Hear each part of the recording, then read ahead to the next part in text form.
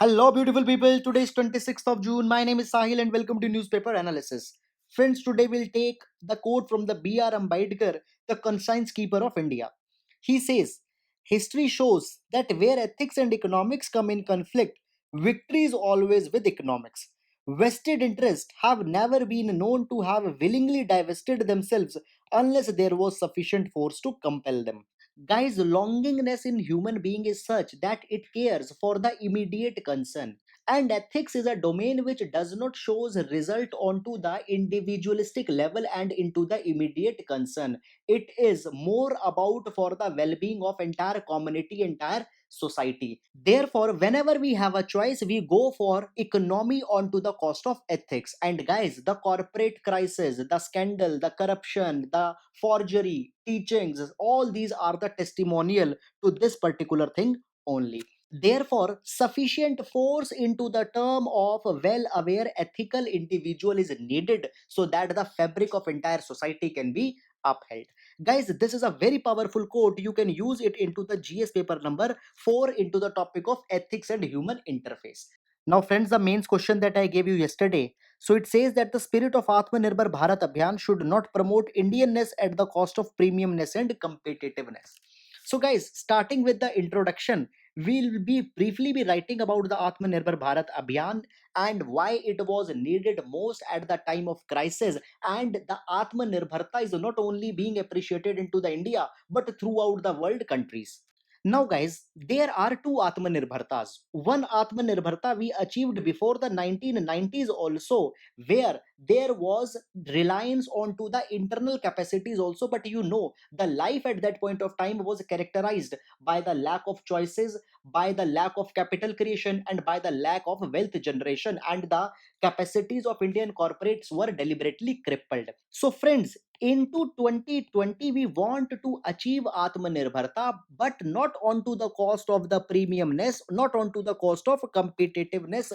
Rather, we need to do all this thing by making India as a global brand. So, guys, what government is doing? Government is outrightly going for the import substitution, and by force it is compelling to buy the Indian goods. For example, the changes which has been done with respect to the procurement into the CAPF canteens as well as onto the GEM portal. But that thing is not required. Government rather should focus onto the zero effect and zero defect into the Make in India, so that such kind of a brand is made that automatically we are bound to be Atmanirbhar in 2020. And it is not difficult, though, guys. Atmanirbharta in all the disciplines can't be achieved, but into certain sections it can be done. For example, South Korea has made Atmanirbharta and made the entire world nirbhar on them into the field of electronics.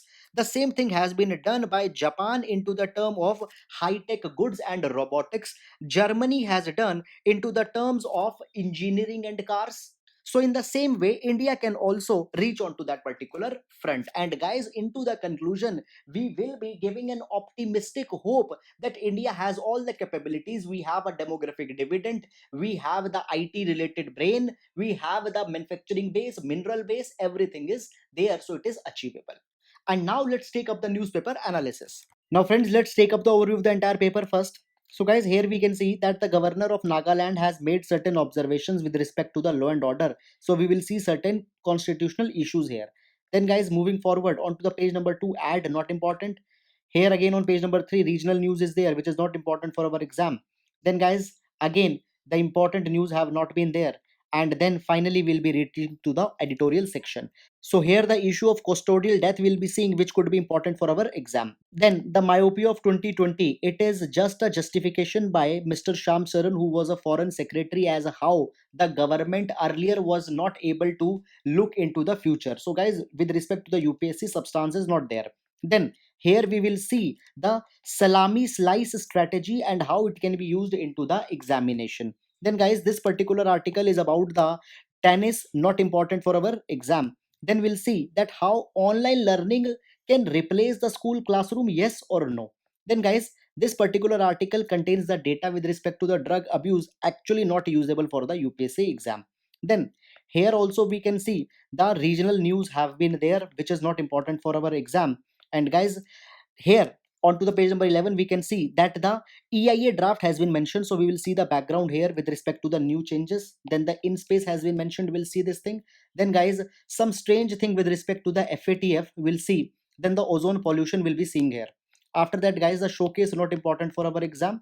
Then into the international page, we'll see what Google has decided with respect to the news content. Then protest and all these kind of things are there, not important for our exam. Onto the business page also, much corporate news have been there which is not actually usable. Then onto the last page we will see the green energy solutions which have been given here. So guys, that's all, and now let's take up the newspaper analysis in detail. Now, starting with the news, here we can see that the governor of Nagaland has said that a lawlessness has been created into the Nagaland and urgent steps are required in this particular direction. Now, guys, if we track the insurgency into the Nagaland, it goes even before the independence. And in this direction, in 1918, the Naga Club was formed, whose principal demand was to reorganize the Nagas into their ancient lands. And, guys, according to Nagas, this is the entire territory where they have been scattered. And they also even submitted a charter to the Simon Commission and was asked them that the Nagas should be reorganized. Now, guys, these demands continued, and in 1947, the AZ Fizo, who happened to be the Naga leader, declared Nagas as an independent nation. Now, obviously, the government will not be accepting any such position, and guys, from here, the armed conflict against the government started, and the Naga National Council was formed by AZ Fizo to lead the battle. Moreover, he even started a parallel government in Nagaland called as the Federal Government of Nagaland. However, due to government crackdown, Fizo meanwhile escaped to East Pakistan in 1956, and from there he escaped to England and didn't came back. Now, after his exit from the scene, a kind of a vacuum was created in Nagaland, and to capitalize on that vacuum, large number of political parties came, and the most important here which emerged was the NSCN, which was found in 1980, and the goal of NSCN is to create the Greater Nagaland, which is now being called as the Naga Limb. And this Naga limb will contain the regions of the nearby states such as Manipur, Arunachal, Assam, as well as the regions from the Myanmar. However, guys, a faction developed into the NSCN also, and in 1988, two groups were made out of NSCN, and they were the NSCN IM. IM stands for Isaac Muvia on the names of their leader, and NSCN K, which stands for the NSCN Khaplang. And guys, since then, the NSCN-IM and NSCN-K are the two major insurgent groups into the Nagaland.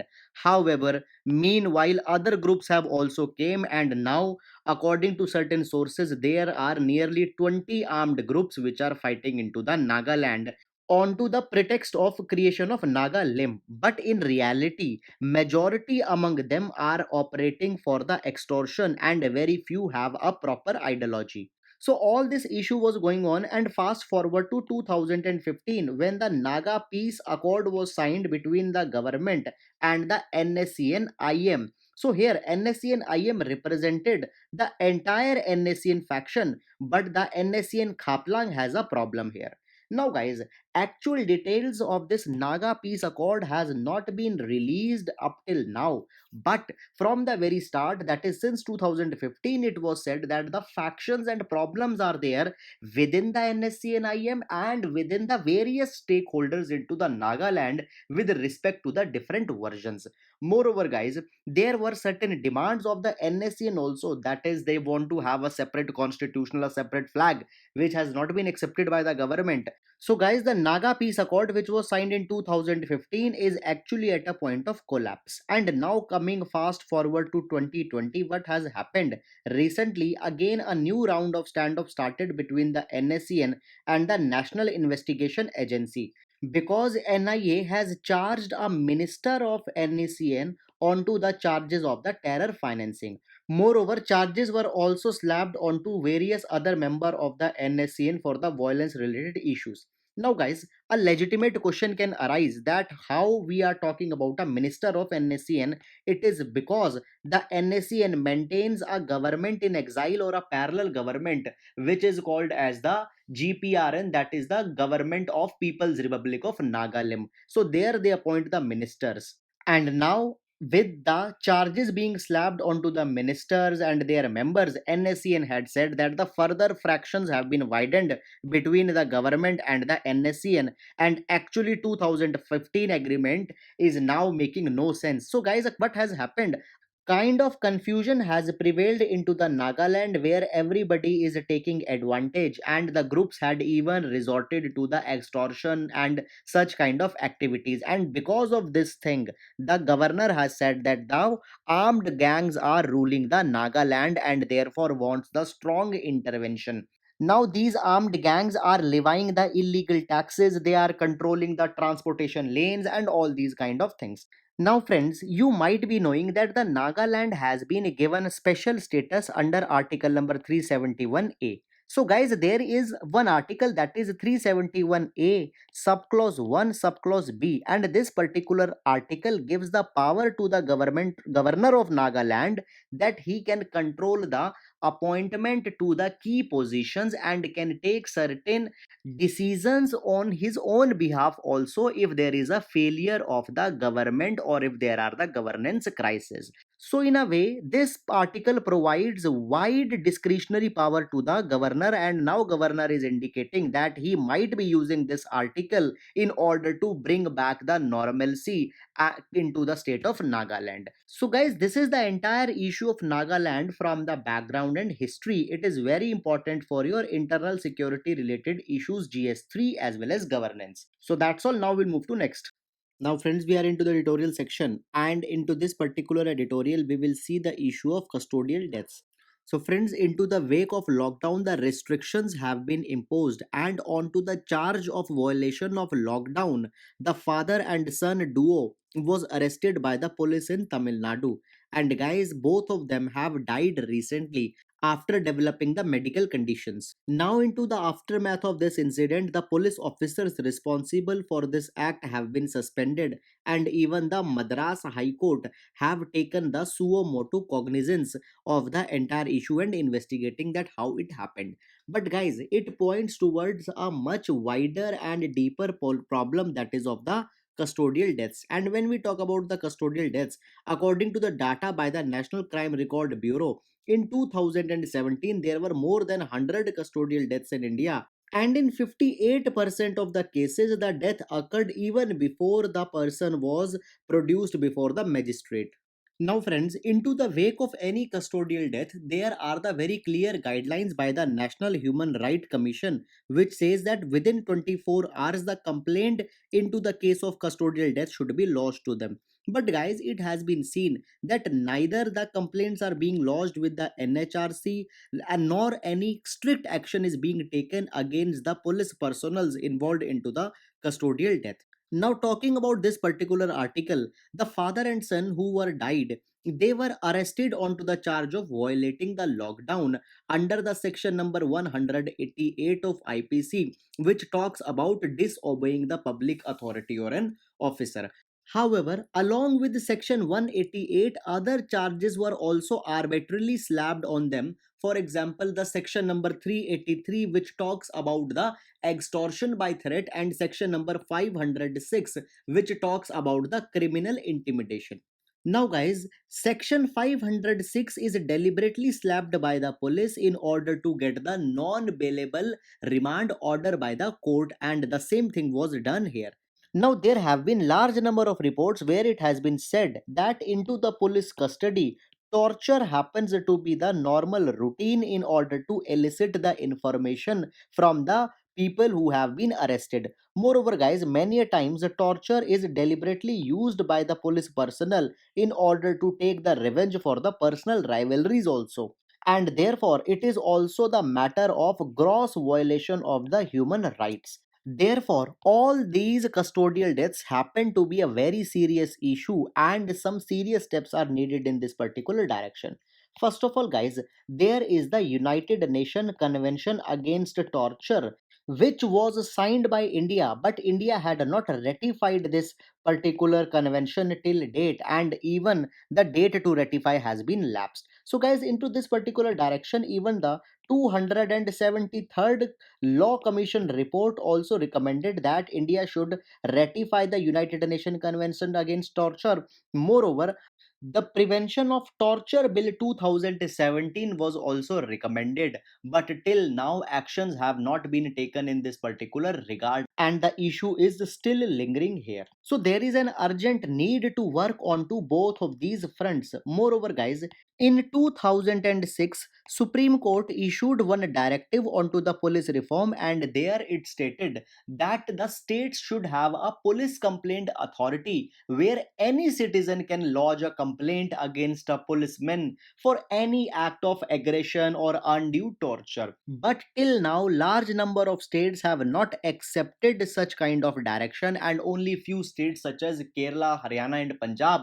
have implemented the order. So, guys, there is an urgent need that it should be taken seriously. Moreover, as a part of eliciting the information from the accused people, scientific guidelines should be framed as how the police can go and interrogate the person who has been accused. So, guys, wide range of reforms are needed onto this particular direction, and it could be a valid question into our exam. So, that's all, and now we'll move to next. Now, friends, in this particular editorial, we will see certain important concepts with respect to the Chinese policies. Now, friends, we had seen that what could be the reasons for China's aggression into the LAC. For example, we had seen that the changing of the J&K's status, asking of the Aksai Chin back, these could be the reasons. But, friends, there is one more compelling thought that we need to consider. See, India has never been very much vocal of the China onto the issues such as radicalization of China into the Xinjiang, China's behavior with the Hong Kong, or high handedness of China with the Taiwan. India has always maintained a very subtle kind of ground with respect to China, but still China is behaving very aggressively.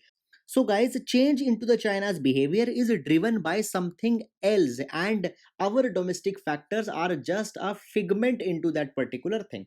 Now, see, if we see the China's growth trajectory, then certain distinct phases we can note. By the way, guys, actual growth for China came after 1978 when the Deng Xiaoping announced the open door policy where they went for the liberalization. So, guys, for the first phase, their policy could be called as hide your capacity and bide your time, so that even more capabilities can be gained. So, guys, during this 1990s, China became noticeable to the world countries, and at that point of time, China adopted a new policy, that is peaceful rise. They said that our rise doesn't endangers anybody, and we are just for the upliftment of our poor. Okay, the things went. Then they want for the peaceful development and started to take interest into the world affairs also, onto the pretext of the development of the other fellow nations also. And in this particular line, you can see that the China is undertaking huge infrastructure projects into the Africa, is undertaking the Belt and Road Initiative, and etc. But now, guys, as the COVID-19 pandemic has come, China is again changing its policy in order to achieve a renewed phase of growth. And guys, this particular phase is distinct into the orientation as well as character. Now, China, under the leadership of Xi Jinping, believes that their time has come, and now they are involving into the outright confrontation with the world countries, and now they want to leave a mark as a hegemon and not as a peaceful rising nation. Now, no longer China wants to be seen as an exporter of communism or a propagator of any ideology. Rather, China has taken an aggressionist stance, and the fighting into the LAC, Hong Kong, Taiwan, etc. is a testimonial to that thing only. And guys, this particular thing has been called as salami tactic, where a dominant power tries to establish their hegemony piece by piece. So, India is one of the piece where China is establishing its hegemony. However, a question develops here as why China into the initial time is choosing to attack India, or why India is one of the first piece into the China's salami tactic? So guys, the answer to this particular thing is very clear. See, into the recent year, India is inclined towards the USA, and though earlier China was considering India's inclination as a swing, but now China is seeing India's inclination toward USA as a permanent feature, and China doesn't want to lose India strategically, because if the closeness between the India and USA will increase, then into the long term they can contain the China, and China is in no mood to take any risk. And further, even the conditions are very much in favor of China. For example, guys, USA is involved with the election as well as a pandemic. Then the Europe is devastated by the pandemic. In India, there is first of all economic slump which is going on. Then the pandemic is going on. After that, all the neighbors are a little bit frustrated by India right now. Bangladesh and Afghanistan onto the matter of onto the matter of Citizenship Amendment Act.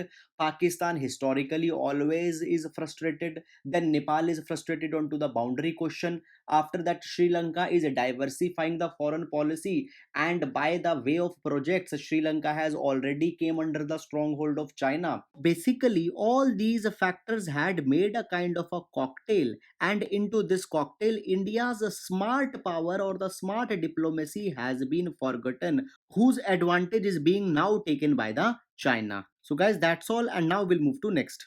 So friends, it is a coordinated discussion where it has been discussed whether online learning can replace the school learning. Now, as the lockdown began, the schools were also shut down. But guys, it is said that the education should not stop even for a day, because into the earlier ages, school children's cognitive ability is such that their minds are developing every day, and they need the constant stimulation into their mind. Otherwise, their learning capabilities can hamper. So therefore, the regular education is needed to be provided, and in this particular way online learning is becoming very much popular. So guys, into this online learning, the visual classes is being provided to the student into the majority of the courses, but there are certain issues which are coming. The issue number 1 is with respect to the screen time, as it has increased drastically. Now guys, there are two sides of this particular thing. Some group of people say that yes, the time has been increased because now they are spending nearly 6 to 8 hours onto the mobile screen, due to which even their visual capabilities are suffering. Whereas guys, other group believes that no, the screen time has not been increased, because anyhow earlier also the children were spending substantial time onto the mobile phone, on the social media, gaming, streaming, all these kind of activities, and now only that stream time has been curtailed and has been shifted to the education. Moreover, it also needs to be kept into the mind that the educational institutions are also innovating, and the entire education is not only being provided by the video lectures, rather, some real world tasks are also being given to the children. For example, gardening, developing the cooking skills, etc. So, guys, actually, the entire learning has also not even been shifted to the videos. But whatsoever argument is provided, there are certain very genuine problem. Number one, guys, with respect to the behavior of very young children, it cannot be monitored via the online education, and they become vulnerable to the cyber crimes, hacking of the classes, and all that kind of stuff. Secondly, what about the children coming from the weaker sections of the society, as they might not have the accessibility to the digital aids? And thirdly, the students going into the kindergarten, their classes are also being conducted through the online education, and guys, for them the increase in screen time is actually very much straining, as ultraviolet rays can impact their long term visions. Guys, the controversy related to the online learning is very much tricky, and as schools have switched to online learning onto the overnight basis, a proper policy is also absent onto this particular line. And recently, therefore, the Karnataka High Court has also asked the state government to frame the guidelines with respect to the online learning mechanism. And not only the Karnataka High Court, various state governments have been asked that the online learning guidelines should be framed. So guys, these guidelines need to be comprehensive, they needs to be inclusive, and they needs to be feasible as to be followed by the existing resources. And at the same time, it should not leave the marginalized sections out of the consideration, because our policy from the very start have been such that the marginalized students are left. We only focus on to those which have the accessibility. So guys, if we see, online learning or some learning is better than the no learning, but we urgently need a policy consideration also here. Moreover, into the context of online learning, we only consider one vertical, that is the exchange of the information, but we forget that the physical schools cannot be overruled, because they are not only the places for learning, rather they are the socializing institutions also, where children learn to form the relationship, learn to make the communication, they are surrounded with their peers, and the mental development also takes place there. However, guys, there will also be one more problem that will be coming after the lockdown restriction will be eased. That is bringing back the students to the schools or their educational institutions, because large number of them would have left the cities to their home states because of the restrained economic opportunities. So, guys, the achievement which India has reached in terms of the gross enrollment ratio will also be suffering into the post pandemic world. So right now the steps are also needed to be taken into that particular direction. Moreover, guys, when we talk about the opening of schools, they need to be done very fast by keeping the safeguard into the mind, such as the social distancing, proper sanitizing, proper behavior, and all these kind of things. So guys, into the nutshell, we can say that the online learning can complement or can supplement the offline education, but cannot be the substitute into the present course of time. So guys, that's all. Now we'll move to next. Guys, here we can see that the student unions are reacting against the EIA, that is Environmental Impact Assessment draft, which was released recently. Now in India, we have Environment Protection Act 1986. Moreover, there is the fundamental duty under Article number 51A, where the protection of environment has been stated. Now, guys, there are two things. On one hand, there is environment, and on another hand, there is a development. If one will be carried, there will be the impact onto the other. But still, there could be a middle path where both can be taken care of. We need to carry the development in such a way that the impact on environment is minimizes. Now guys, what will be the actual impact onto the environment is measured by the environmental impact assessment. So it is a kind of a tool. Now guys, for the first time in some different form, the EIA guidelines were framed in 1994, and then later it was revised in 2006. And right now, whatever the environmental impact assistance guidelines are there, they are from the 2006, and now again we want to change them, therefore the draft has been raised, which is also inviting the comments for the public, and 30th June was the last date to receive the comments. Now guys, there are the protests going on to this particular draft. But before going into the draft, let's have a look as actually what are the components of the environmental impact assessment. So guys, first of all, there will be screening.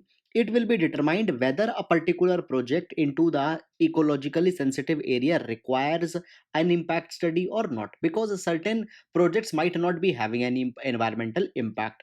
Now guys, if it requires, then there will be the scoping. In scoping, it will be identified that what could be the potential impacts of a project onto the environment, and what could be the alternative solutions to mitigate those impacts. Moreover, guys, at this point of time, the communities, the people, their discussion will also be taken care of. So once the issues are identified, then it will be looked as what could be the alternatives, and how severely they can impact the environment. So guys, here the detailed discussion will be carried. After that, there will be the reporting of the environmental impact statement or the preliminary EIA draft report. Then it will be studied into a detailed manner, all the alternative strategies, all the impacts, the positives, the negatives, the pros, cons, everything will be seen. And then finally, decision will be made whether the permission is to be given or it is not to be given. And finally, constant monitoring will be made as whether all the compliances are being fulfilled or not. Now, friends, coming to the present issues. So, as new EIA rules are being framed, so there are certain disputes here. So, dispute number one is that public hearing is being undermined here. So, guys, 40 days are being given to complete the entire consultation process, and 20 days are being given to submit the response. And guys, these 20 days time was earlier 30 days. So there was an expectation that it will be increased, rather it has been decreased. So guys, it is nothing but a way to bypass the public opinions. Moreover, guys, there are certain projects which altogether don't need to have any public consultation. They are the projects related to the construction, developmental projects, waterways, widening of the national highways, and all these kind of things. And then the most controversial is the post facto approval. So it has been said that you start the project first, and after the project has been started, the EIA could be given. So guys, then what will be the entire purpose of the EIA? Because if the project has been started, then nothing can be done. After that, mining projects have been given much more preference, and their duration has been increased from earlier 30 years to 50 years. So guys, basically there will be much more harm to the nature by this particular step. And guys, after that, there is one more issue. Into the earlier 2006 notification, once the permission was given, the developer needs to submit after every 6 months that they are complying with the directions which were given. But now the compliance report has to be submitted after 1 year, not 6 months. So, friends, majorly due to these particular things, there have been much more protest, and it is being said that right now, into the time of pandemic, such important things should not be carried. So, that's all. Now, we'll move to next. So, guys, if you recall, then earlier we had discussed the InSpace, which is a new organization which will be helping to commercialize the space sector in India. Right now, it is the complete monopoly of ISRO, but now we had said that the private sector should also be given the entry. So, the norms with respect to the private sector, the regulation, the clearances will be given by the InSpace. Further, the InSpace will be an entity under the Department of Space and will have its own chairperson, board, regulator, and all that kind of stuff.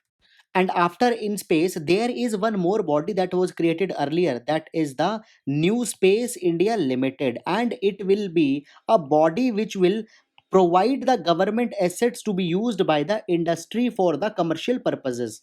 And guys, one last important point is that a new satellite navigation policy is also being proposed, which should have the strategic military element also, because you might have heard that the weaponization of space is also being carried by some countries. So India also wants to be prepared on that particular front. However, please don't go into the detail because it is just right now proposed and the draft etc has not yet came, but still we can use it as a reference whenever we are writing the question onto the space development in India. So guys, this all. Now we'll move to next. Here, guys, just keep in mind that Financial Action Task Force had reported the wildlife trade as a nuisance, and it is also being used to generate the money which is further used for the laundering as well as for the terror financing. Why we are discussing this thing?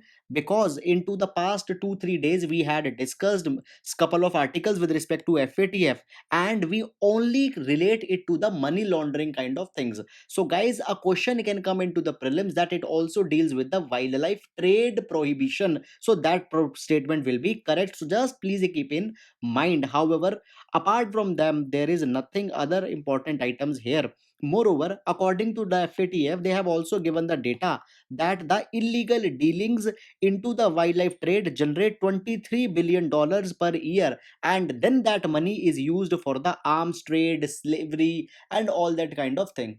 So just as a trivia, please keep it in your mind. Moreover, guys, FATF we had already discussed that it was started onto the initiative of G7 countries. That's all. Now we'll move to next.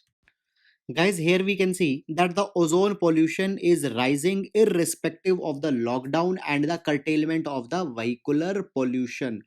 Now see, there are two types of ozone. One is the good ozone and other is the bad ozone. So guys, the ozone which is into the stratosphere, it is regarded as good, whereas the ozone into the troposphere is called as bad. Because you obviously know that into the stratosphere ozone protects us from the harmful UV rays, whereas into the troposphere near the earth it is responsible in inducing coughing, chest pain and acute respiratory diseases. And just for revision, you might be knowing that ozone is not directly formed onto the earth, rather it is a result of a photochemical reaction. So guys, it is made by the reaction between the oxides of nitrogen and other volatile organic compounds into the influence of sunlight and heat. Now guys, volatile organic compounds are released from the exhaust of the vehicles, from the household activities, from the industrial activities, and into the summer as the sunlight is intense, the ozone pollution also happens to be a problem. Now only also you need to keep in mind that ozone pollution can only be controlled when all the factors will be controlled, and if only one will be there, the ozone pollution will continue to be there. And friends, now due to the ozone, intermittent rain, acid rain, all these kind of thing, the phenomena of summer pollution is also now attracting the attention of the environmentalist. Moreover, friends, if you can relate it with the climate change, as climate change will increase, the heat levels will rise, further the ozone pollution will also be aggravated. So guys, this was all kind of a mixed revision for the ecology, and now we'll move to next. Now guys, we had earlier, if you remember, discussed an issue related to the intellectual property rights, where some publishing media publishing houses have alleged that Google is showing their news via the snippets into the Google News, and because the users are now able to access the news directly into the Google, they are not visiting the news sites, and therefore the revenue has been lost by the news agencies. Moreover, advertisings are also not coming to the news websites, rather they are going to the Google. So according to the news agencies, Google have earned a lot of revenue, and therefore Google should pay it to them. So guys, into this particular direction the legal battle was going, at least into the two countries, that is the France and Australia. And there it was said that Google should pay back to the news agencies. Google earlier denied, but now Google has said that they will be paying back for the news content which they are showing. Now guys, that is more than enough for our reference. We need to see the implication part. So all these things will be driving a lot of implications. First of all, the monopoly of Google and such big search engines onto the intellectually curated journals will, and free journalism will further be getting support by this particular thing. Moreover, this particular precedent is also important for other countries to follow this particular pattern. So guys, that's all about this particular issue. Now we'll move to next. Now friends, here for the reference in GS paper number 3 and for prelims, we'll see an important issue. So first of all, IIT Madras and German institutes are collaborating to make the green energy solutions. Now guys, first of all, before going into the news, let's discuss what are the green energy solutions. So we know that the modern life depends on to the energy requirements, and for that we are using the fossil fuels which are majorly based onto the hydrogen. Therefore, they are also called as hydrocarbons. But the hydrogen based fossil fuels have a problem that they generate large amount of carbon dioxide, which you know is a potent greenhouse gas and is responsible for the climate change. But friends, if interventions in the right step is made, then we can make the high purity hydrogen which has very less of the carbon and therefore happens to be a very clean fuel. So into that particular direction the effort are being undertaken here. Moreover guys, we also have a vision of hydrogen economy, which means that we will be using such type of fuels which have a very high hydrogen and a low carbon footprint. Therefore there will be no bad impact onto the climate also. Now guys, in order to achieve the hydrogen economy, or make the hydrogen without the carbon, what we need to do, we need to carry the electrochemical splitting of water, which is also called as the water electrolysis. So in this particular direction the collaboration has been made, and guys, it is a part of the spark scheme, which stands for scheme for promotion of academic and research collaboration, and this initiative has been started by the Ministry of Human Resource Development. And if we talk more about the spark, guys, you know that in Indian higher education there is a problem that the less focus is given onto the research and development. So in order to improve the research prospects, the Ministry of HRD has started this scheme which will promote the collaboration between the different institutions of India as well as with the world. So friends, this was all about this particular article, and now we'll move to the question section. Guys, please pause the video and try to answer the question. So the first question is with respect to Global Education Monitoring Report. So please consider the right option. Now the question number 2 is with respect to the Bal Gangadhar Tilak, whose death centenary will be held. So please consider the statements with respect to the Tilak. Now question number 3 is with respect to the Credit Guarantee Scheme for Subordinated Debts. So please consider the right statement.